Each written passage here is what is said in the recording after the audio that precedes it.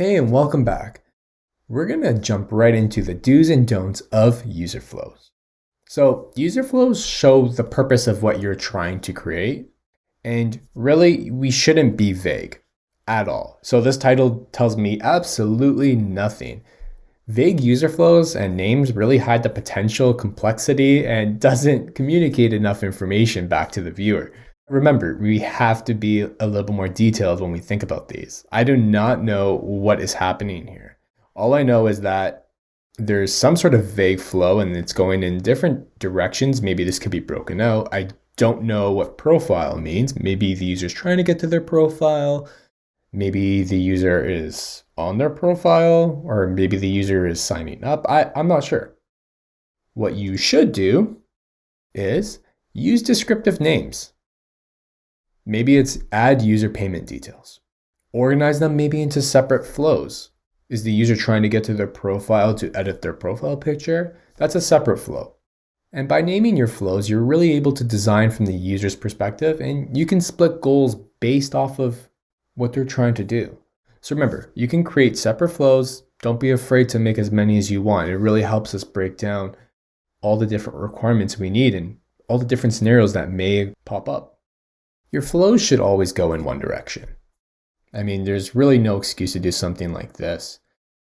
I mentioned it before about sprawling like flowcharts or sitemaps, but these are confusing and they don't really do a good job of actually indicating some sort of user flow. They may tell me all the different possibilities that the user may encounter while they're in our product or website or whatever we're building, but to take a look at that, that's incredibly overwhelming. So these work as a good sitemap or to show the way the navigation works in your product, but don't use it for a user flow.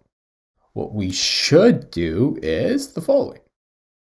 Split them up into distinct flows and categorize them.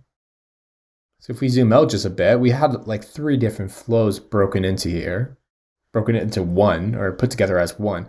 And over here, what we've done is, even though there's like a decision tree in one of our flows, we've actually just broken them out separately. We'll name them, we'll write descriptions for each task, and they'll have an end goal. So remember, keep it simple, break it out. It's okay to be a little redundant, but it's going to help you in the end. And the last don't, your flows should represent a complete task. Don't do this. You're missing a bunch of details here. There's a bunch of useless information, like click button at bottom. I'm not sure what button means. Fill out fields, like what fields? And I mean, there's just nothing left at the end. We should have some sort of description of what that end goal is. We need to know the details the user needs to take to complete a task and the actions. This is what you should probably be doing. Add the right amount of detail outlining each step and goal. This way, anyone can read and understand your flow. So I know that this flow is purchasing a product instantly, and that can mean a lot of things, but we can break that up into several flows. So I can review a product detail. I can review a product's details and use the buy now button, and that pushes me into the next step.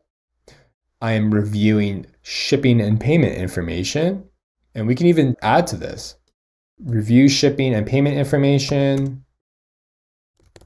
Confirm details and make purchase. Let's just open this frame up just a little bit more. Great. And the last step is that purchase has been confirmed, you get an order confirmation, and you receive some sort of success message. So remember, add the right amount of detail and outline each step and goal. That way anyone can read it and understand it. We don't want people looking at those confusing sitemaps with not enough information outlining each step or each scenario. And we don't want people to be confused. So follow these do's and don'ts, and you'll be ready to create your very own user flows.